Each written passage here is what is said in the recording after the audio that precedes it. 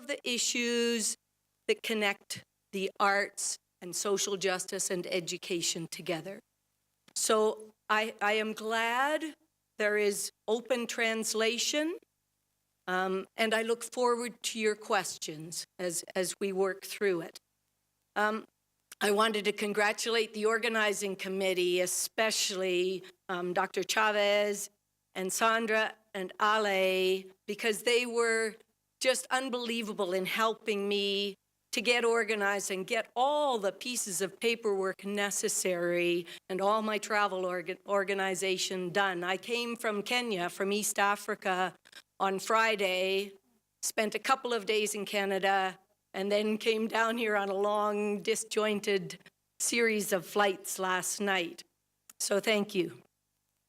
As I began to explore the background of this conference, it was really interesting, and especially as I went into your institutional development plan at the University of Guadalajara, because it became very, very clear that you're moving in a really important direction with educational innovation. But I was also really pleased to see that it was not just solely the presentation that we had around educational technology was not just solely on some of the modern innovations like technology. And I'm glad the questions came out, because whether it's technology or whether it's the arts and culture, it's about pedagogy. You are teachers, and it's about the way you use technology. It's about the way you use the arts and culture. That's what really makes a difference in education.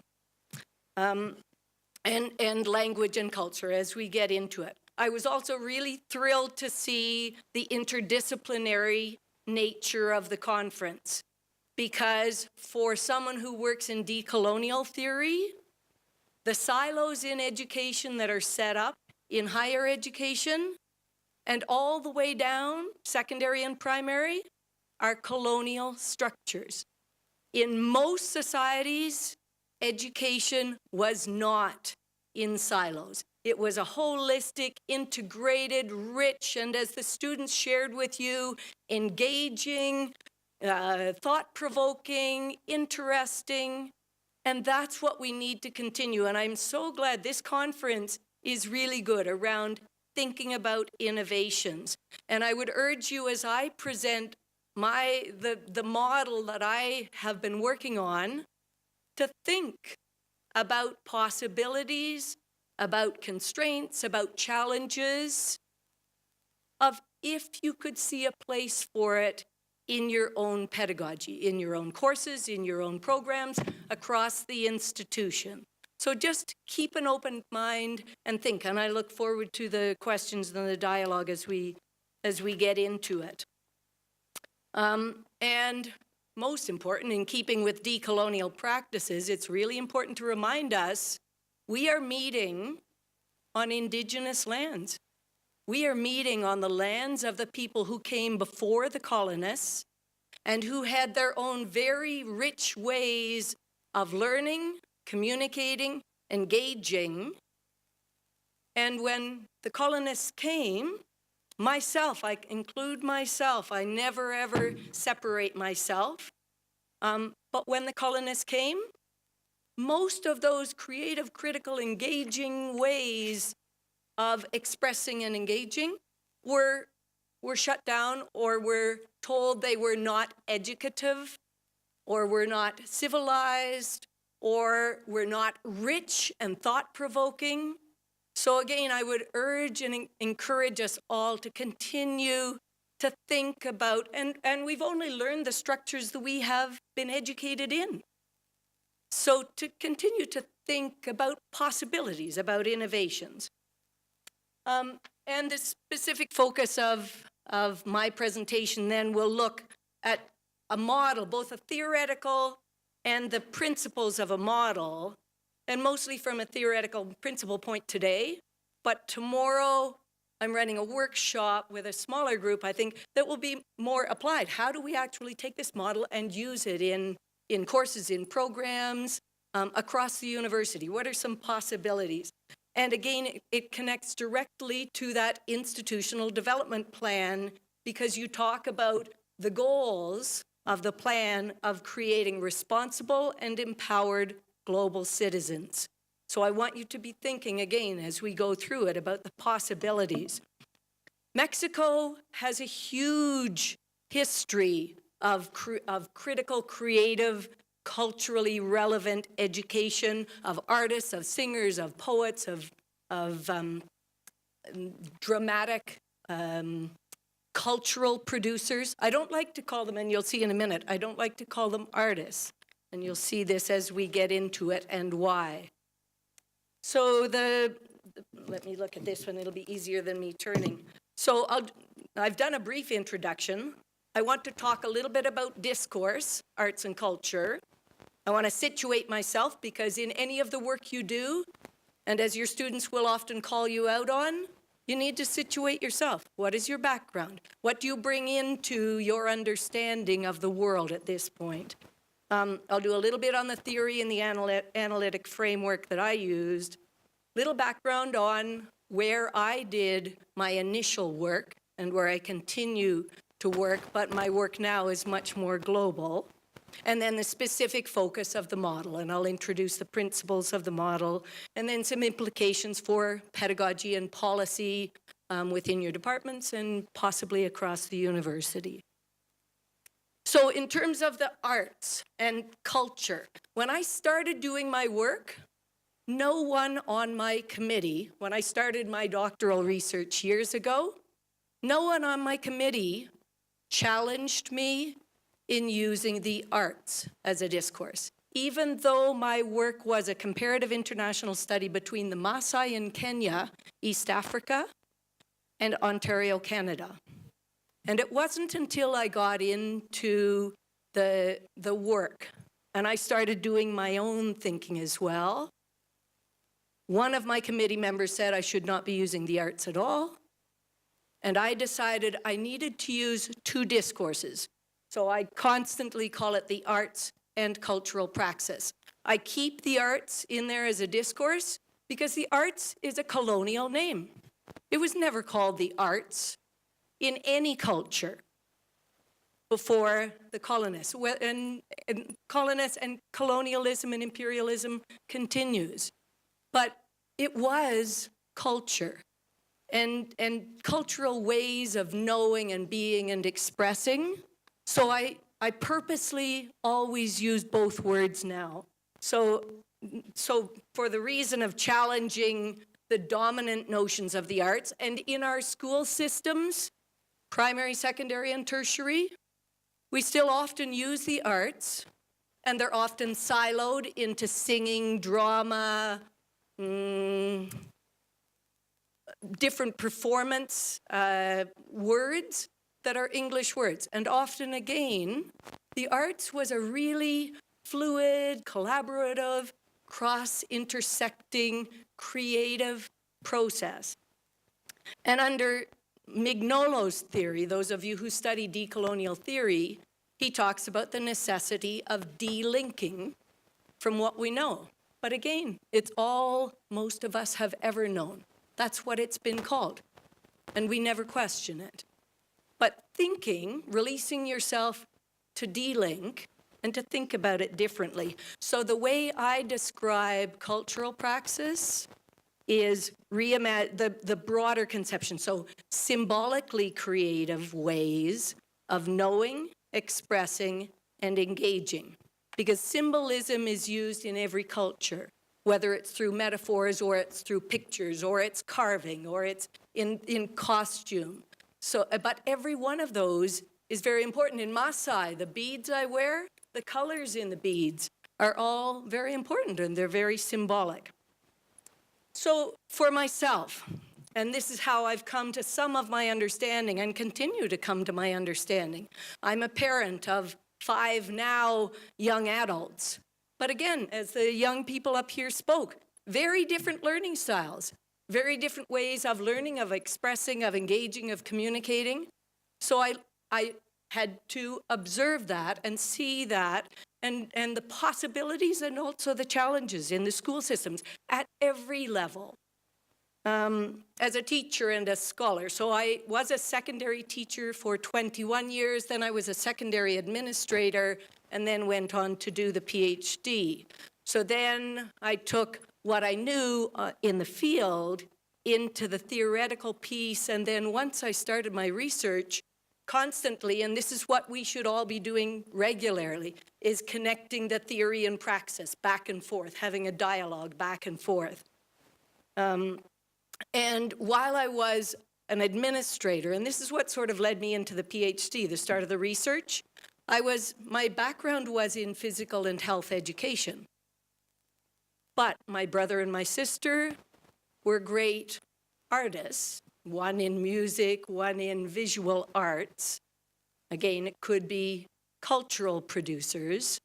But I was the vice principal in a secondary school, which was in the very poor, low socioeconomic area of the city in which I lived. And the director of our school board, and this is where, again, leaders in an educational institution make a huge difference in terms of opening up possibilities of different ways of doing things. He created a model of focus program. So at that school, there was an creative arts, photography, theater, music program, and many of the students who came to that school had been kicked out of their other schools. And it was interesting, one of the young men up here talked about he wasn't able to learn in the same ways as some of the other students. And often we talk about putting a square peg in a round hole. In our education systems, we sometimes expect all students to learn the same way.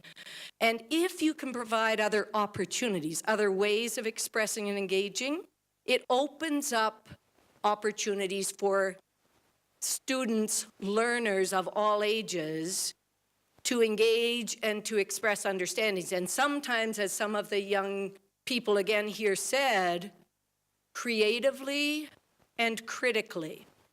And I like the comment about the internet, that it isn't just about going to search for information on the internet. And the arts, when we get into the model, it's not just about finding information, but it's critically engaging with that information and where you move along with it.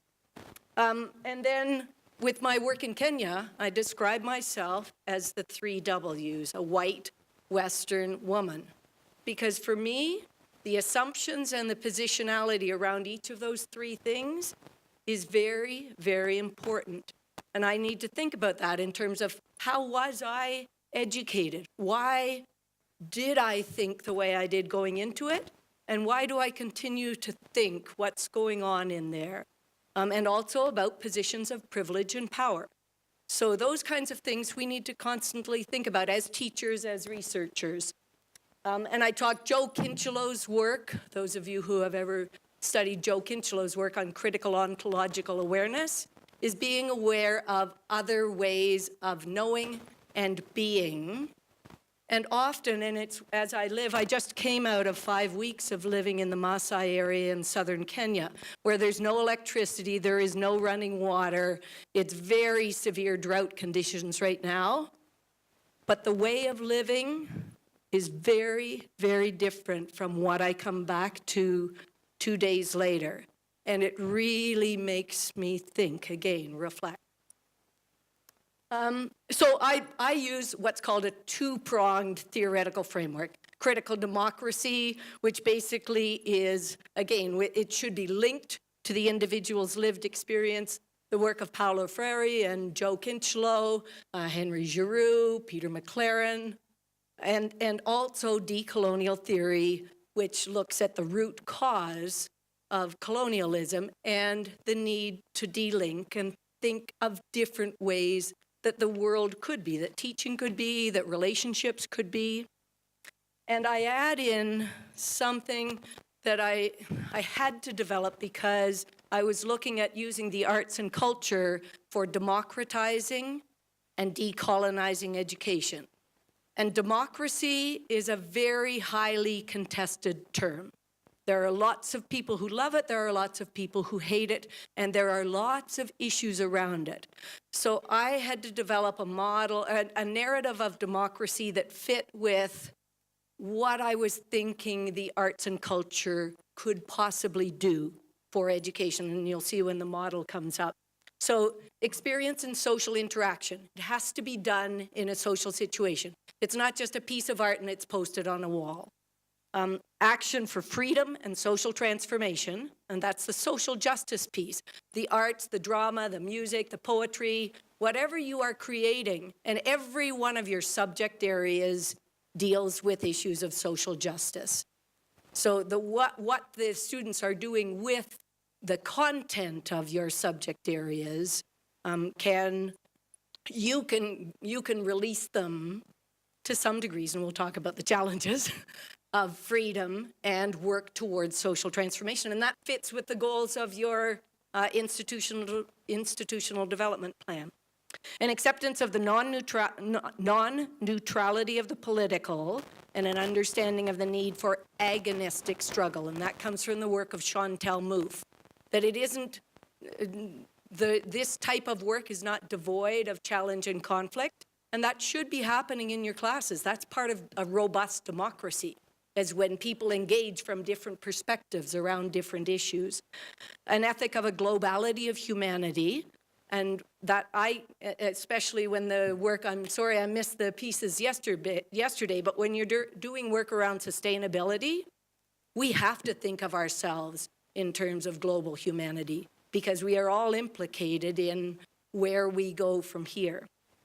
Collective focus on the global common good, Walensky's work around the global public or the global commons, and an acceptance of the value of pluriversality and coexistence. Those are decolonial principles that in this globalized world with increasing migration, we're faced constantly with different people from different cultures, different backgrounds, but we all need to learn how to live and work together.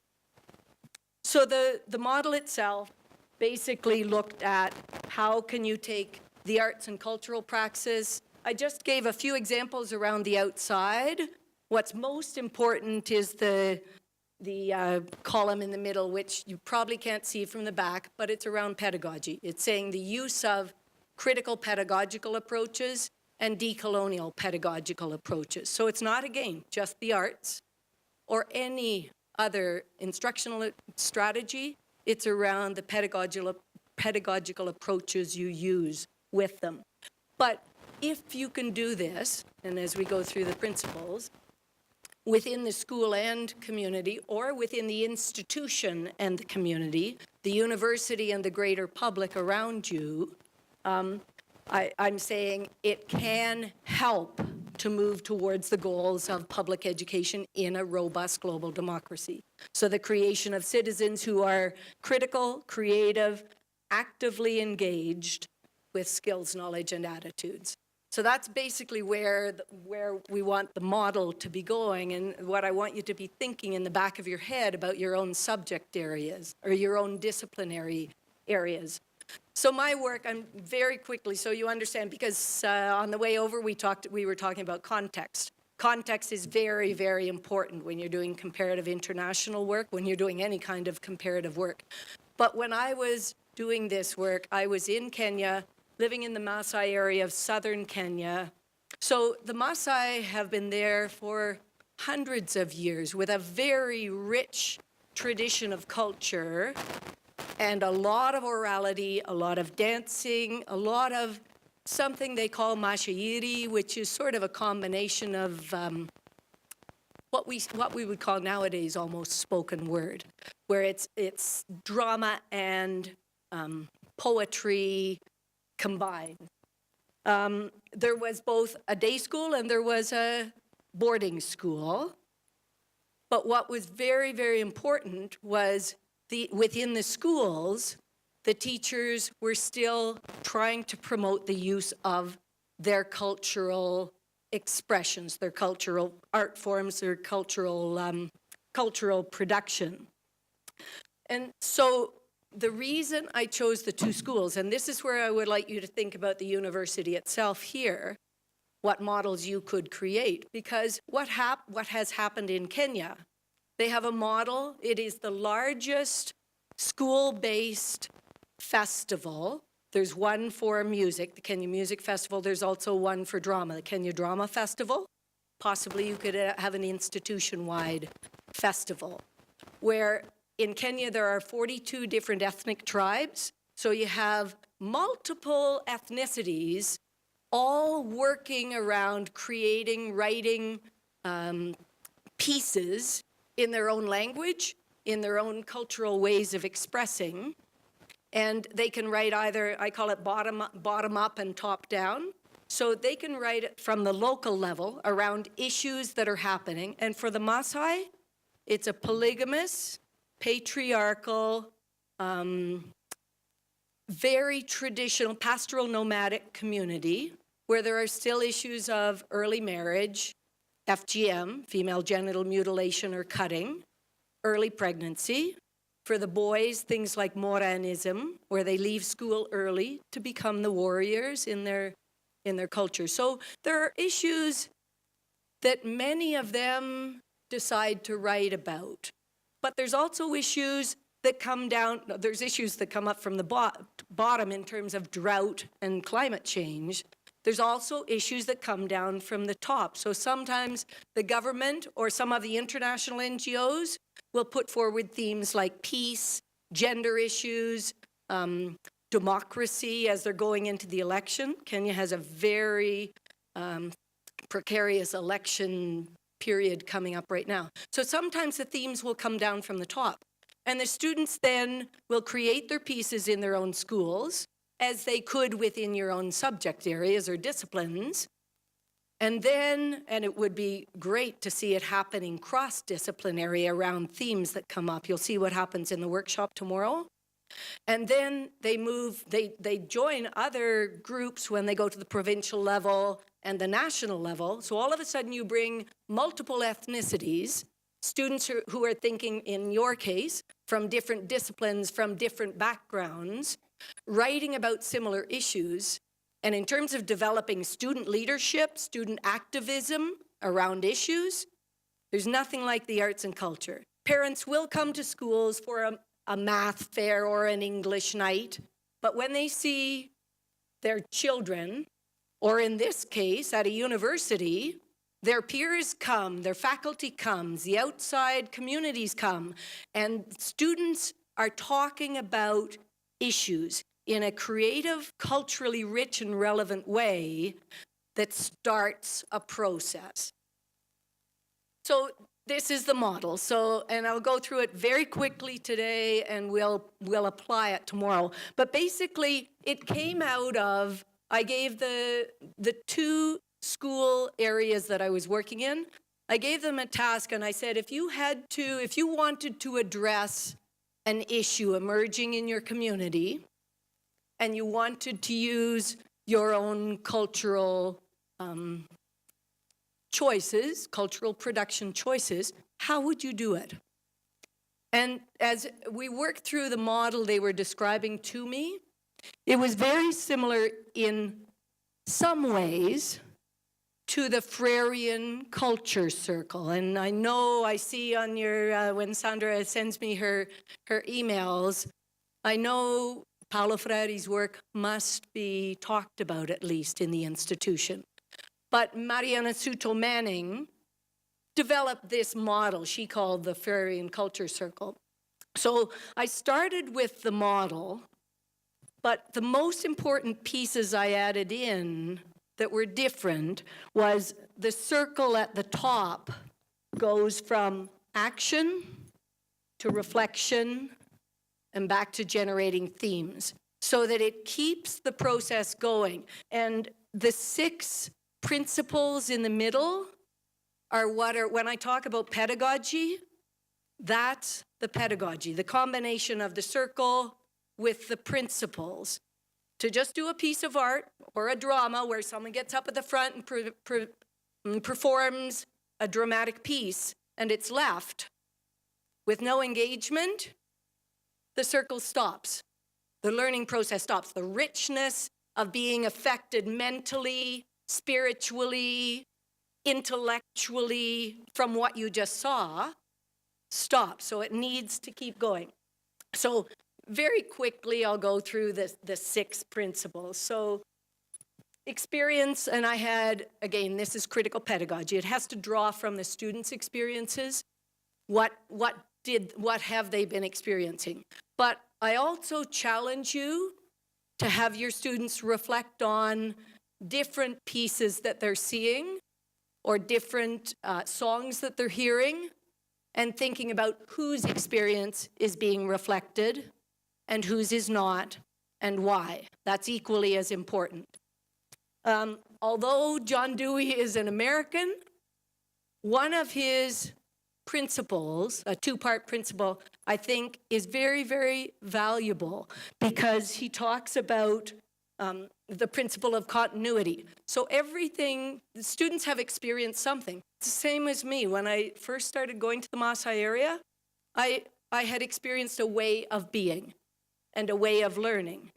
But until I experience something different, I don't have anything to think about and to question or to even consider. And then he talks about interaction, which matches a lot of, if any of you have read or done any work with Maxine Green's work around the social imagination and social movements. And the arts is one of the biggest things. Arts, music, song, poetry, music videos. You can combine the arts and technology really well in terms of what has the impetus behind some of the very important social movements around the world. Creativity, we've talked already, and it's come out. I think you understand that well. It came out from the students in Brian and Tennis's presentation just before this. But again, the term I use, symbolically creative, so it has to come from their backgrounds or the community, cultural backgrounds, because some of those things, through the whole dictatorship in Chile, many of the artists and poets and writers that were working under the dictator use a whole variety of metaphors within their writing that the public could understand, but sometimes those in power can't. And so again, another way of transmitting messages.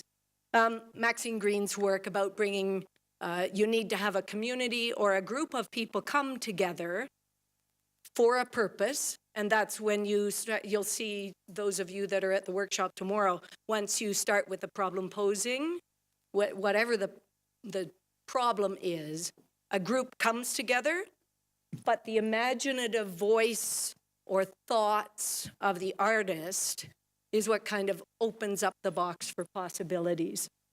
Darling Hammond's work, Linda Darling Hammond, and again, this is the impact of colonialism in terms of the separation of our intellect from our spirit. And in academia, we have a tendency sometime to privilege the intellect. And really important to let those two things connect, especially as you're opening up possibilities, the social imagination. I'll leave that. I should actually put this one, the power and control. It's nice to say there should be open freedom when one of the points on the robust democracy is freedom for action. But in many cultures, and I'm sure in many societies, I'm sure in Mexico, some of the artists, singers, poets have experienced this as well. A number of, because my work was in Kenya, a number of the artists who were speaking out, writing out, Ngugi wa Thiong'o, many of you might have read some of his work around decolonizing the mind. And the same thing in Chile and many of the countries in South America that have lived under dictators have to flee and write from a different area. But many continue to write songs, poems, and pieces of art. Pluriversality, the third one in terms of culture and communication, recognizing that you have students, and your students said this to you in the panel up here, that they sometimes communicate in different ways. And in my university courses, I teach 3 graduate courses each year. I always, in addition to doing written reading responses, I do graphic visual organizers and let people create graphically their interpretations, and I have some guided questions around the different academic readings. It was interesting, one of the students said, I can go to the library and we know that's a credible source. I hope you're pushing your students that everything in the library is not a credible source. You need to be critically inquiring, who are all the voices? Who are the scholars that are writing those pieces? Where are they coming from? Don't just accept things because they come from a library. So, but that's all part of the criticality. Culturally relevant and responsive. Allowing students to draw from their cultural heritage in their expression, in the ways they understand and express. You'd be amazed some of the insights that students will come out with when they're allowed to write in their own language or express in culturally responsive ways. And I'll do narrow notions of discourse. Often, and again in academia, we have a tendency to privilege the written response, and especially written response in the English language. And we need to say there are other ways. Paulo Freire's work on reading the word, he didn't just mean reading the literal word. Freire always said reading the word and the world. And even when he talked about reading the word, he looked at it broader. Paulo did a lot of work around the arts in terms of using the arts and culture. Affect and humanity. I heard someone up here again, one of the students, talk about being human. And when we talk about a robust global democracy, and if you have not lived in another area, someone said, I think Tanis's daughter is traveling with her, traveling is one of the best educations you can. And understanding your own humanity when you live in other cultures that are different from you, and particularly other cultures that have not had the privileges that we have had, it really makes you understand about your humanity and get in touch with your humanity. When you live in areas where the drought is so severe that the cattle are dying all over, and people have to live and survive, it really makes you think about your own humanity. And affect, one of the teachers, and this was really insightful for me, and I was actually at one point going to use this in the title. He talked about the arts and culture touching the intimate senses, getting deep inside, touching what's really important, those emotions. When I say you have to connect the intellect with the soul, with the spirit. And one of my really good colleagues in South Africa, Meki Nzewi, you see Nzewi, he does a lot of work on indigenous musical arts. 5 minutes. and his work, again, talks about the rhythms and the sounds and the energy, and it doesn't have to be for musical arts. A lot of people that study culture, I should not just call it the arts, but culture, talk about vibrational energy you can get from color, you can get from sound. And those kinds of vibrational energies also sink inside and touch the soul. Perfect. Okay, and second last one, criticality. And I've spoken a little bit about this. I've already mentioned Chantal Mouffe and about the need for agonistic pluralism, which is very different from antagonistic pluralism, where you have two forces that are going at each other. Agonistic is expressing different opinions, and that's what a robust democracy does. And I hope in your classes you create the environment that students can feel comfortable about expressing different kinds of opinions, because it's those different opinions that bring the criticality to whatever your discipline is. And it's those that need to go in as they start creating their pieces of art. It's that criticality that has to come out as well. School community I've talked about. Mugo, Micheri Mugo, who is a professor emeritus at Syracuse University. And Micheri Mugo is a Kenyan woman who grew up under the dictatorship, under Daniel Arap Moi, and the brutality that was going on. And she writes, she's a poet, a critical poet, but using African orature. And again, many of the African cultural practices were oral. They weren't written in any form, in any language. But she talks about the role of the orature, and she talks about democracy. And she said the role of the orature artist in Kenyan society, traditional Kenyan society, was to represent the public and was to stand up there to listen to what's going on and to stand up there and get some of that out, but in a forum where it had to be reciprocal, not in our traditional performance culture where someone stands up there and performs and it's left. And to raise some of those issues that are critical within the society. Engaged performance, and I've talked about this, it can't be a one-way. It has to be interactive or that circle does not work. I'm sure most of you have heard of Auguste Boal and his Theatre of the Oppressed, and the way Theatre of the Oppressed worked was very much like that. And he also, in Boal's work, also other people could get up there or were called up there to take the spot of someone else on the stage and to add their own piece.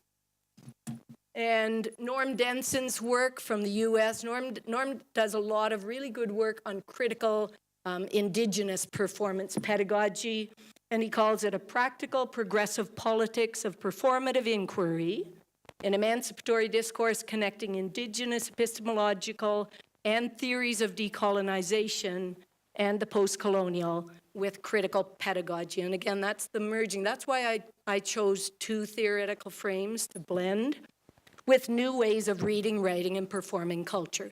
So again, I would just challenge you to think if there are ways you could do it within your own disciplines.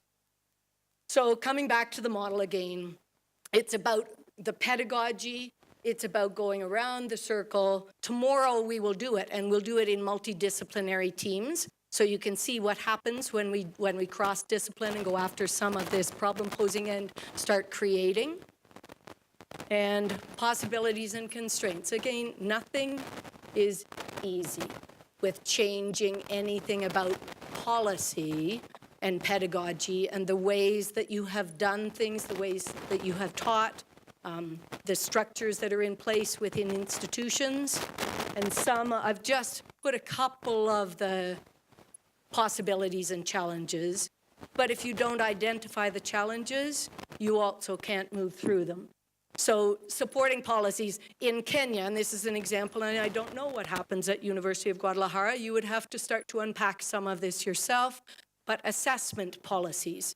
Is there, in Kenya, when I call it the mean score disease, in primary and secondary school, they have to write a large-scale national examination, standardized 5 subjects. So the arts, even though the arts are in the curriculum, they don't get taught and they don't get used very much. So is there possibility, do your assessment policies in higher education allow students, even in formative assessment, it doesn't have to be in summative, but even in formative assessment, allow students to use the arts and culture, to demonstrate their understanding. And sometimes you can get some pretty amazing insights from your students if they can. Freedom and professional autonomy. How much freedom do you have as teachers within this institution? And it sounds like when I look at what Tanis and Brian just did in terms of creating the online or the educational technology, it sounds like you have some supportive administrators here. So I would challenge you to think about it and to get together and to propose some innovative ideas.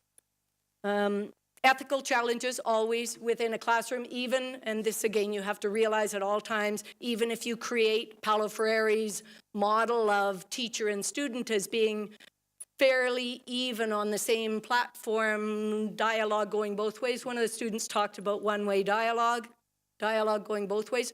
there are still power issues, relational issues within every classroom. So those are there. You have to think about how you address them and how you try to increase the autonomy of both yourself and the students. Transformative educational policy, and I've talked, that's, again, what you would have to start talking about when Nancy talks to you about communities of learning, or communities, you call them communities of practice.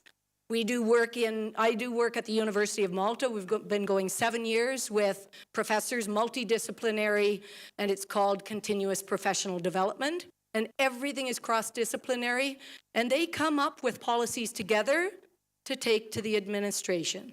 So again, I would just throw out the challenges to you, introducing new policies. And the last is just a closing remark. So I have educational policies and pedagogical approaches which de-link from colonial and neoliberal. We didn't even speak about neoliberal. That's another whole presentation. Notions of the arts and cultural praxis in order to recognize, value, and promote them as symbolically creative ways of knowing, expressing, and engaging can provide more equitable and inclusive opportunities for all students, teachers, and community members to imagine possibilities and begin to critically engage in more democratic and socially transformative goals of education. And that can come from every one of your disciplines. And paradigmatic shifts will be needed in educational systems around the world towards an ethic that accepts, respects, and embraces difference, believes in the globality of humanity, works in the context of a recognition of the relations of power that currently exist and those that have shaped history, and aims to de-link from the colonization of knowledge. And the arts and cultural praxis is another possibility.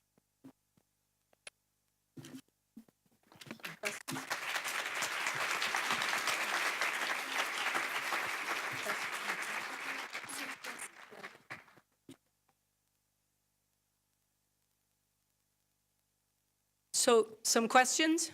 And I'm not exactly sure how to do it.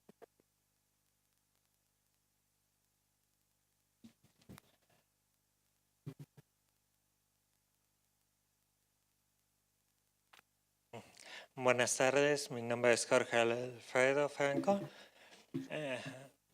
Noto en el tema del arte que hablando de su nacionalidad, es que tienen las dos vertientes, tanto la inglesa como la francesa.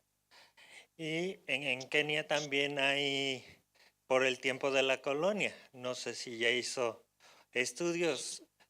También aquí en México hemos tenido influencias. Si lo hablamos hacia la música, tenemos la banda norteña, que viene de Alemania, y tenemos el mariachi, que viene de las orquestas barrocas, a final de... ¿Qué tanto han hecho buscar el ensamblaje y de la misma manera poder de ahí partir para una comparación dentro de la globalización de culturas? Porque ya esto afecta las palabras que utilizamos en el lenguaje. Vámonos a algo fácil que recuerdo del francés, el pomme de terre. En Francia es pomme de terre. En Canadá es patata. Fue tomado del inglés. Es un préstamo integrado para Canadá, pero no es un préstamo integrado en francés. So a couple of different ways I could go on it. Oops. Put this one off now. A couple of different ways I could go with it. In terms of language, in Canada, yes, there are two national languages, French and English, but there's a multitude of other languages. When Toronto is probably the largest cosmopolitan city in the world, and in Toronto, when they have events, they have big multicultural festivals like Caravana, like the Bloor Street Food Festival. They allow, things aren't done, even though the national languages are English and French. Things aren't restricted to only those two languages. In Kenya, the national language is English. Kiswahili is the second language. It's the language of East Africa, so it connects. And it's important to have some common languages so that people can communicate. But they also give the opportunity, and that's where, when I talk about the principles of pluriversality, it's important to recognize that people do communicate in different ways. And even just a pure translation of an Indigenous in Canada, a First Nations word to English, it often doesn't mean the same thing. It loses its meaning in the translation. And that's why I say it's important at times, and you'll have to think about, again, this is what pedagogy is. You'll have to think about what language you're using or what languages you want to invite to be used and why. Why some and why not others? Those are the critical questions you always, it's not an easy answer. And because your context will be different, because you will have different kinds of students in each course that you teach, these are principles. And they are not hard and fast carved in stone. Also, really important, I had this in here, but I didn't have a chance to talk about it. Culture is not static. All the work of Edward Said, culture, and the young people nowadays, and when you bring in educational technology, the young people morph and blend cultures all the time, increasingly with educational technology. So they'll bring in aspects of their own culture, but they'll also bring in aspects of other cultures, and they create these new forms.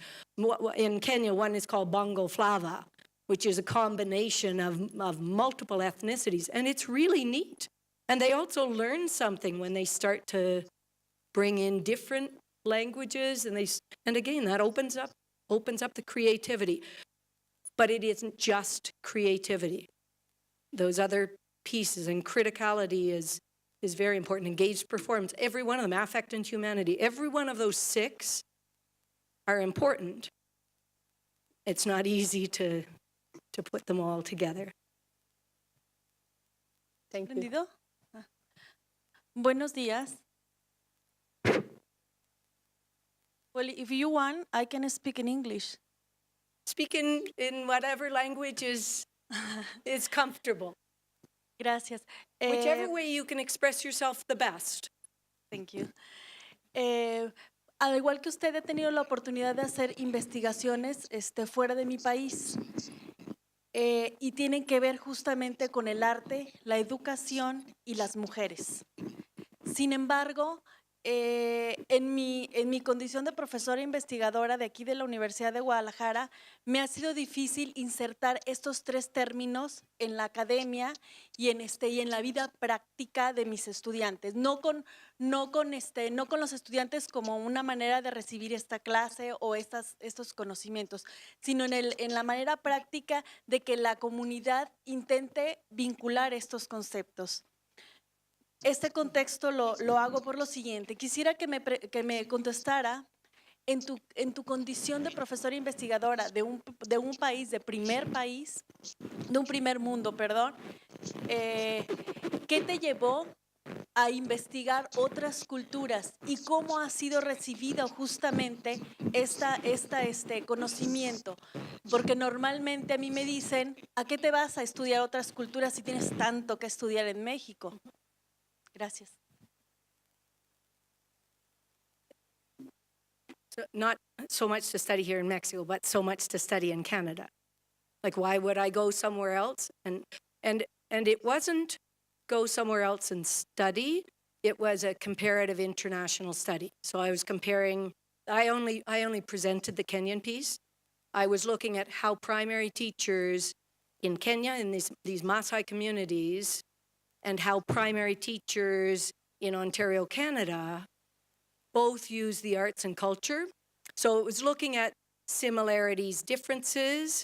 It was also looking at, I don't know how many of you know the work of Patricia Kubo.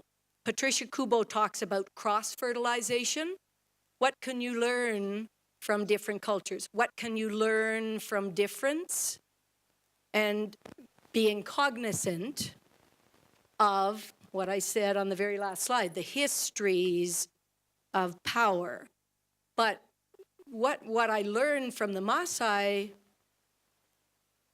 the way they were doing it in their schools, connects in some ways from what I know academically from Frari's work, and it also connects to some of the things I saw happening in Ontario, because, again, it was a purposeful selection. The school in Ontario was a school where the board, the Board of Education, and the principal supported an arts and cultural program. It was called LEAP, Learning Education Through the Arts. So again, what I learned there, and as I compare the two of them, in Kenya, you had that issue of the mean score disease and how it affected teachers' ability to be able to use the arts. In Ontario, the program was run at the grade 7 level, which is really important when you and you have to do think about context, because at the grade 7 level in Ontario, there's no high-stakes standardized testing. There's a grade 3 exam, there's a grade 6 exam, there's a grade 9 mathematics, and there's a grade 10 literacy. So at grade 7, there was an openness and there was a possibility for teachers to be able to do something different. And it was really interesting to show people in Ontario the results of what these students were learning across subjects. It wasn't in arts. It was in mathematics, it was in history, it was in sciences. They often did integrated thematic monthly units. So the students would have to create around nutrition or around peace or around global warming, but through their own disciplinary thinking using the arts. So it was pretty amazing. But it was a comparative international study. I only had time to present the Kenyan piece and not all of the Kenyan piece either. Other questions? Hola, buenas tardes, Mari. Bienvenida a México. Acá estoy. Más que una pregunta, es compartir una experiencia. En la carrera de psicología, en la asignatura de comunicación humana, se ve el tema de expresión oral y escrita. Entonces, lo que hicimos en esta clase fue que les hice que cerraran los ojitos a todos los alumnos y pusimos a un orador, o la grabación de un orador llamado Manuel Bernal. No sé si ustedes conozcan el poema del Brindis del Bohemio. Entonces ellos, con sus ojos cerrados, escucharon el poema y tenían que sentirlo, ¿no? Porque, bueno, él es un orador famoso, intenso, que se los recomiendo lo escuchen. Y después de, con sus ojos cerrados, escucharlo, con el poema escrito, tenían que señalar dónde él hizo esas altas, ¿no? Y bajas de intensidad de voz. Ese es un ejemplo. Y el otro es que en psicología se dan mucho los sociodramas. Actuamos y manifestamos situaciones reales o problemáticas. Creo que en esa carrera es fácil, pero el reto sería para las demás asignaturas cómo adaptar el arte, la poesía, la pintura, la música a ese tipo de dinámicas, ¿no? Cómo transformarlo pedagógicamente. Ese sería el reto. And this is where I would really encourage any, I don't know if they've already signed up, I think they might have, but I encourage those of you that are able to come tomorrow. I will have you in multidisciplinary teams, and I will show you how you can do it within your own disciplinary area and how you can do it cross-disciplinary, and you could create some marvelous performances, art pieces, music from the students in this institution. I know you could. But it would be the students that come up with the themes, and you use they would have to use your own disciplinary knowledge, and I will explain that more tomorrow. Sí, buenas tardes. Buenas tardes. Buenas tardes. Bien, la pregunta es, se manejaron aspectos de arte, de cultura y obviamente de tradiciones. La pregunta es, ¿no son menos importantes el factor de creencias, religiones y misticismo teológicos? No oí que comentaran al respecto. ¿Qué experiencia tuvo?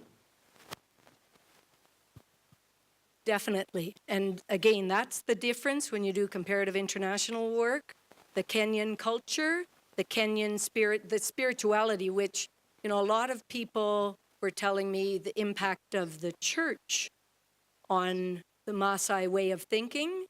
But before the churches even came into Maasai culture, they had and continue to have a strong, not just spirituality, but cosmology as well, in terms of their belief and their relational aspects, not just with the spirits, and First Nations in Canada is the same thing, but also their relational aspects with plants and other non-human creatures. So those kinds of things come out through their work. And when I say, again, I said only the head, separating the head from the heart, but I should say soul and spirit as well, because it's all of those. And that's what you get often more in an Indigenous culture if it hasn't been pushed away or told that it's wrong or ignorant or backward or savage or uncivilized, that I didn't see as much in Canada, in Ontario, at all. It's not, and again, church and state, and when I talk about freedom and professional autonomy in Canada, issues of religion in the school, it's difficult. And you have to be respectful of multiple religions, because you'll have multiple ethnicities, multiple cultures, multiple religions in your classroom. So it is more difficult, or I didn't see it at all, not even a little bit, compared to what I see in the Maasai culture.